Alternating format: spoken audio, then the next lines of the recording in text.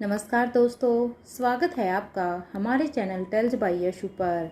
यहाँ पर आपको मिलेंगी अनोखी और रोचक कहानियाँ। अगर आपको हमारी कहानियाँ पसंद आती हैं तो कृपया करके हमारी वीडियो को लाइक करें, इसको अपने दोस्तों के साथ शेयर करें और अगर आप इस चैनल पर नए हैं तो कृपया करके सब्सक्राइब करें।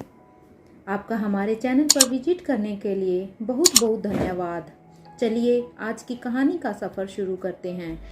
पिछले एपिसोड में हमने सुना था कि अनिका सौम्या से मिलने के लिए सीक्रेट अंडरग्राउंड में जाती है। वो वहां पर सौम्या के पास जाकर सौम्या से पूछती है कि सौम्या से कहती है कि दमयंती ने सरेंडर कर दिया है, लेकिन क्या तुम मुझे बता सकती हो कि तुम लोगों के साथ और कौन भी इन्वॉल्व था जो तुम लोगों से ये सब काम करवा रहा था। अनिका ने सौम्या से पूछा कि उसे दमयंती देवी की बातों से लगा कि दमयंती किसी के इशारों पर काम करती थी। क्या वह उसे बता सकती है कि वो शख्स कौन है।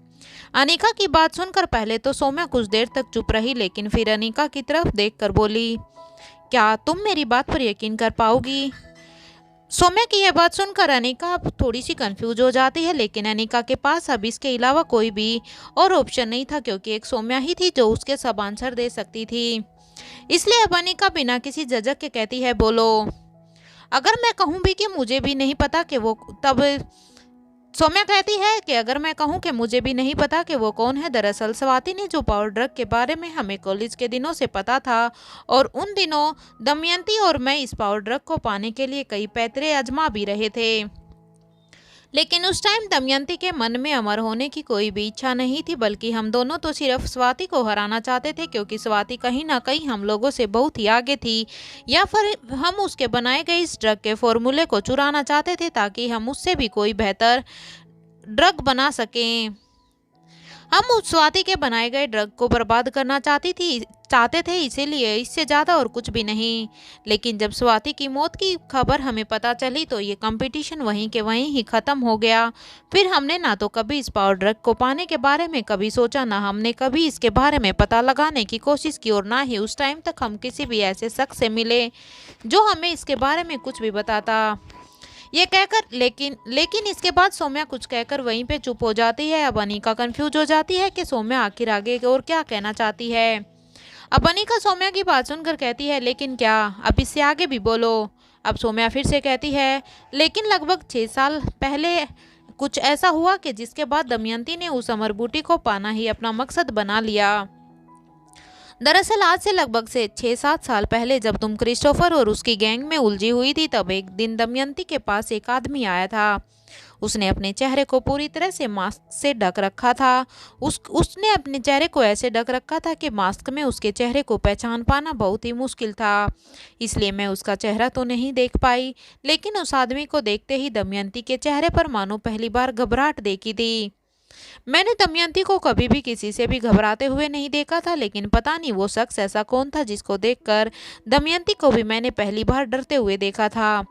मुझे नहीं पता कि उस आदमी ने दमयंती के साथ क्या बात की थी। मैंने ये बात दमयंती से भी पूछने की कोशिश की थी, लेकिन उन्होंने भी मुझे कुछ नहीं बताया। मुझे नहीं पता कि उस आदमी और दमयंती देवी के बीच में ऐसी कौन कौन सी बातें हुई थी, लेकिन उस आदमी के जाने के बाद से ही दमयंती ने उस जड़ी बूटी को पाने की जिद लगा ली थी। अब वो अमर होने की ऐसी जिद पकड़ ली थी कि उसे पाने के लिए उसने खुद की ही मौत का नाटक रच दिया। लेकिन उसके बाद से मैंने हमेशा से ही दमयंती देवी की आंखों में एक बेचैनी देखी थी, एक डर देखा था। ऐसा लगता था कि वो कुछ तो मुझसे छिपा रही है। वो मेरे बचपन की दोस्त थी, लेकिन उस टाइम पर मैं भी उसे कुछ समझ नहीं पा रही थी कि आखिर वो मेरे से क्या छुपा रही है। उसके बाद से उसे एक अनजान नंबर से बार बार दमयंती देवी को कॉल आने लगे थे, और जब भी उसे वो कॉल आता तो वो हर बार ऐसे ही घबरा जाती थी जैसे उस दिन जब वो पहली बार उस आदमी से मिली थी तब वो घबराई थी। मैंने भी कई बार दमयंती से कई बार पूछने की कोशिश की, लेकिन उसने हर बार इस बात को टाल दिया, और उसने कभी भी मुझे इस बारे में नहीं बताया कि आखिर वो क्या कर रही है, कौन था वो आदमी, क्यों वो उस आदमी का फ़ोन देखते ही घबरा जाती थी। मैंने भी बहुत कोशिश की इन सब सवालों के जवाब जानने की, लेकिन मैं कभी भी अपने इस सवालों को जवाब पाने में सफल नहीं हो पाई। अब सौम्या की बात सुनकर अनीका उलझन में पड़ गई। अब उसे समझ ही नहीं आ रहा था कि आखिरकार वो कौन हो सकता था जो दमयंती देवी को अपने इशारों पर नचा सकता है, और वो भी उसी की फैमिली में से। आखिर वो कौन है जो अपना बनकर अपनों के साथ ही गद्दारी कर रहा है। ये सोचते हुए अनीका बहुत ही कंफ्यूज नजर आ रही थी। तभी सौम्या अनीका से पूछती है, क्या हुआ अनीका, क्या तुम कुछ और पूछना चाहती हो या तुम कुछ कहना चाहती हो। अनीका के कानों में जब सौम्या की आवाज़ गई तब वो अपने सेंस में आई और उसने सौम्या को बिना कुछ कहे वहां से बाहर जाने लगी। तभी सौम्या ने पीछे से अनीका को रोकते हुए कहा, अनीका रुको। सौम्या की आवाज़ सुनकर अब अनीका रुक गई और वो जैसे ही पीछे मुड़ी अब सौम्या कहती है, तुम मेरे साथ अब क्या करने वाली हो, क्योंकि अब तो दमयंती देवी ने भी इस काम को छोड़ दिया है, अब तो उसने कानून के हवाले कर दिया है, तो मैं तो अकेली ही क्या ही तुम्हें बर्बाद करूंगी। सौम्या की बात सुनकर अब अनीका ने कहा, मैं तुम्हारे साथ कुछ नहीं करूंगी, तुम मेरी इतनी ज़्यादा गुनहगार नहीं हो, तुम्हारे साथ क्या करना है इसका फैसला सिर्फ वो करेगा। अब अनीका की बात सुनकर सौम्या फिर से अब हैरान हो जाती है। वो सोचने लग जाती है कि आखिर अनीका किसका नाम लेना चाहती है। कुछ देर तक उसके चेहरे पर ऐसे ही कंफ्यूजन दिखाई देता है, लेकिन फिर वो जब कुछ भी नहीं सोच पाती फिर वो अनीका से पूछती है, कौन वो। तब अनीका कहती है, क्या तुम उसे भूल गई जिसकी जिंदगी को तुमने बर्बाद कर दिया, जिसको तुमने चलने फिरने के लायक भी नहीं सोच छोड़ा। अनीका के इस हिंट को देने के बाद अब सौम्या समझ जाती है कि कहीं ना कहीं अनीका यहाँ पर विशु के बारे में ही बात कर रही है। फिर वो अनीका से कहती है, विशु। तब अनीका सिर्फ हाँ में अपना हिर हिला देती है और वो कहती है, इसका फैसला सिर्फ विशु करेगा, क्योंकि तुम उसकी गुनहगार हो और जब तक विशु पूरी तरह से ठीक हमारे पास नहीं हो जाता तुम्हें यहाँ तब तक ऐसे ही रहना होगा, हमारी बंदी कहकर। ये कहकर अनीका वहां से झट से निकल जाती है। इधर दूसरी तरफ ओमकार सुबह से ही प्रीति को कॉल किए जा रहा था, लेकिन उसे प्रीति कहीं पर भी दिखाई नहीं दे रही थी। ओमकार वहां पर फिर मारवा हाउस में डाइनिंग हॉल में पहुंच जाता है। चारों तरफ अच्छी तरह से देख लेने के बाद उसे यकीन हो जाता है कि प्रीति अभी कमरे से बाहर नहीं आई है। वह सीधा प्रीति के कमरे की तरफ चल पड़ता है। प्रीति के कमरे तक पहुंचकर दरवाजे पर वो नॉक करता है। प्रीति अंदर से कोई भी जवाब नहीं देती। ओमकार फिर से दरवाजे को खटखटाता है। इस बार भी कोई भी आवाज़ नहीं आती तो वह दरवाजे को हाथ लगाकर धक्का देता है तो दरवाज़ा अपने आप ही खुल जाता है। ओमकार अब अंदर चला जाता है। वो वहां जाकर देखता है तो प्रीति उसे कहीं पर भी दिखाई नहीं दी। उसने प्रीति को आवाज़ भी लगाने की कोशिश की, लेकिन उसे कोई आवाज़ भी सुनाई नहीं दी। अब ओमकार सोचता है शायद प्रीति कमरे में है ही नहीं। जैसे ही वो पलटकर फिर से वापस जाने लगता है, ठीक इसी वक्त उसको बाथरूम का दरवाजा खुलने की आवाज़ आती है और प्रीति बाहर निकल कर आती है। प्रीति ने सिर्फ एक तौलिए से ही अपने बालों को बांधा हुआ था और दूसरे से कंधे के नीचे के शरीर को ढका हुआ था।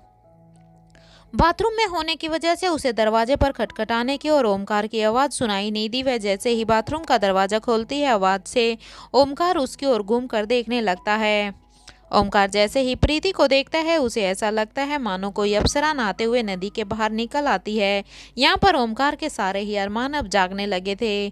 प्रीति का शरीर उसके चेहरे से भी ज़्यादा गोरा था। उसका रूप जितना सुंदर दिखाई देता था, शरीर उससे भी ज़्यादा कोमल दिखाई दे रहा था।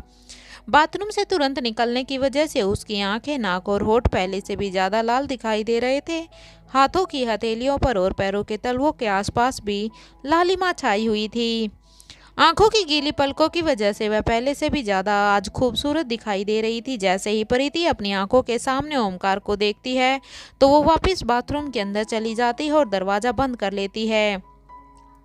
प्रीति अब काफ़ी शर्मा जाती है। वो प्रीति नहीं चाहती थी कि ओमकार उसके ब्लश को देखे कि वह अब ओमकार से कहती है, ओमकार ये क्या तरीका है, किसी के कमरे में आने का ये कौन सा तरीका है।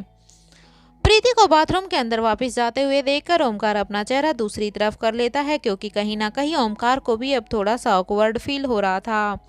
बाथरूम के दरवाजे की तरफ पीछे किए हुए ओमकार उतनी ही ज़्यादा प्यार से जवाब देता है, प्रीति मैंने दरवाज़ा खटखटाया था लेकिन मुझे अंदर से कोई भी आवाज़ नहीं आई। मैंने जैसे ही दरवाज़ा खोलना चाहा तो देखा कि दरवाज़ा अपने आप ही खुल गया है।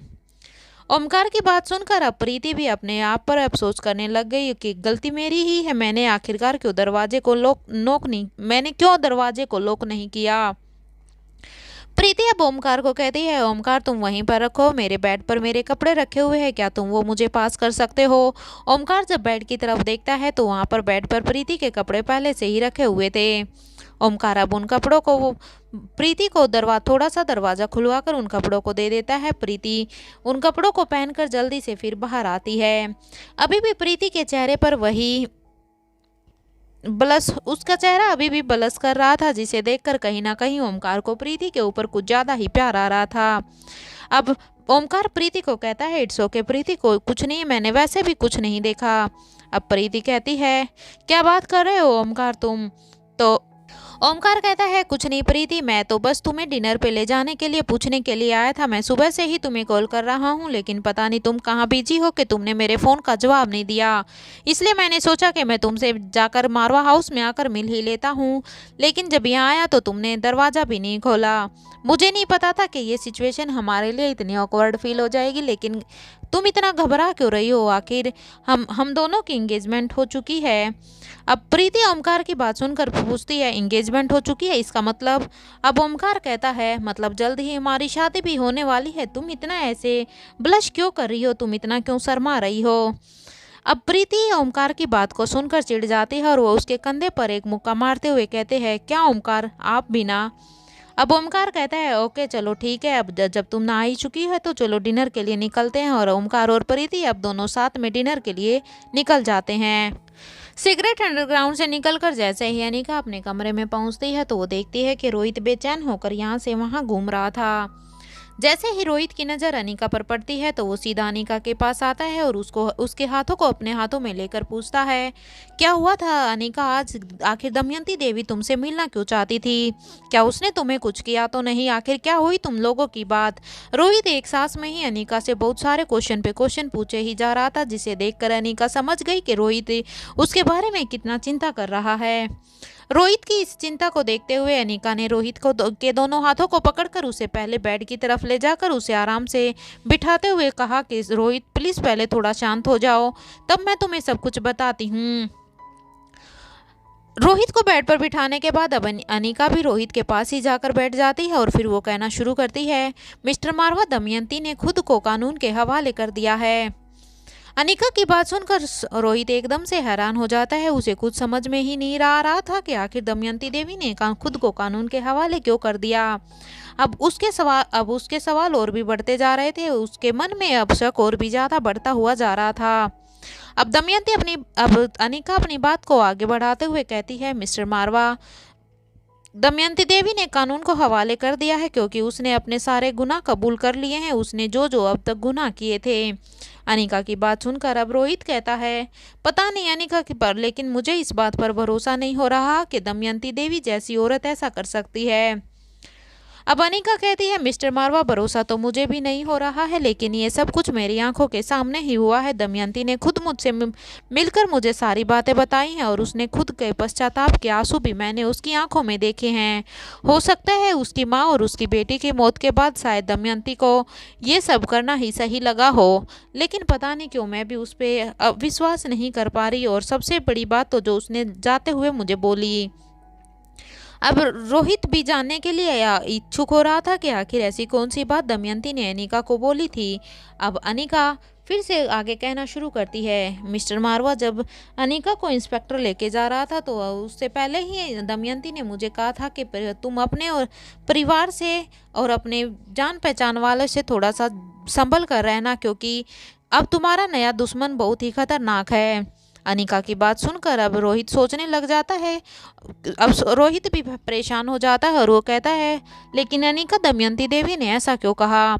अब अनिका कहती है, पता नहीं मिस्टर मारवा, हो सकता है या तो हमारे किसी अपने के ही दबाव में आकर शायद दमयंती देवी ने ये सब कुछ किया है, इसलिए दमयंती देवी हमें आने वाले खतरे के बारे में पहले से ही आगाह करना चाहती है। वो मुझे सारी बात बताने ही वाली थी कि लेकिन तभी वहाँ पर पुलिस आ गई और उसने अपनी बात को वहीं पर ही अधूरा छोड़ दिया। उसने सिर्फ ये हिंट देकर मुझे आगे अवेयर रहने के लिए ही समझाया है। अब रोहित भी सोचने पर मजबूर हो जाता है कि आखिर ऐसा कौन है हमारी फैमिली में जो अब हमारा आने वाला दुश्मन है, कौन है जो हमें बर्बाद करना चाहता है। लेकिन फिर वो अनिका को कहता है कि चलो अनिका, ये तो अच्छा हुआ, कम से कम दमयंती नाम का कांटा तो अब हमारी ज़िंदगी से निकल ही गया है। लेकिन अब फिर तुम बच्चों के बारे में क्या सोचती हो? क्या अब हमें बच्चों को यहीं पे रख लेना चाहिए? क्योंकि दमयंती ने तो अब खुद को कानून के हवाले कर दिया है, अब उसकी और हमारी जंग तो ख़त्म हो चुकी है। रोहित की बात सुनकर अनिका कुछ पल के लिए तो शांत हो जाती है, फिर लेकिन कुछ सोचने के बाद फिर वो रोहित को कहती है, पता नहीं रोहित, मुझे भी अब कुछ समझ में नहीं आ रहा, मुझे क्या करना चाहिए क्या नहीं करना चाहिए। जिस तरह से दमयंती देवी ने उस शख्स के बारे में मुझे बताया है, तो वो कोई हो ना हो वो हमारा कोई अपना ही है जो हमारे सब भेद को जानता है। इसलिए मुझे अभी भी यही लग रहा है कि बच्चे शायद यहाँ पर सुरक्षित नहीं है। पता नहीं वो, क्योंकि दमयंती ने मुझे बताया है कि वो इतना खतरनाक है कि वो मुझे हर हाल में झुकाकर ही रहेगा। तो क्यों वो ये जब वो हमारे बारे में इतना सब कुछ जानता है, तो हो सकता है कि वो हमें, हमारे परिवार वालों को या फिर हमारे बच्चों के को किडनैप वगैरह करके ही हमें ऐसे झुका सकता है। इसलिए जहाँ तक मुझे लगता है हमें बच्चों को अभी वापस भेज देना चाहिए।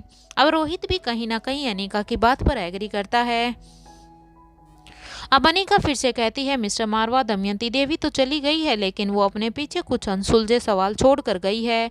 उसका कहना है कि हमारे बीच में कोई ऐसा है जो धोखा दे रहा है, लेकिन मुझे तो अभी ये भी समझ में नहीं आ रहा कि आखिर वो है कौन।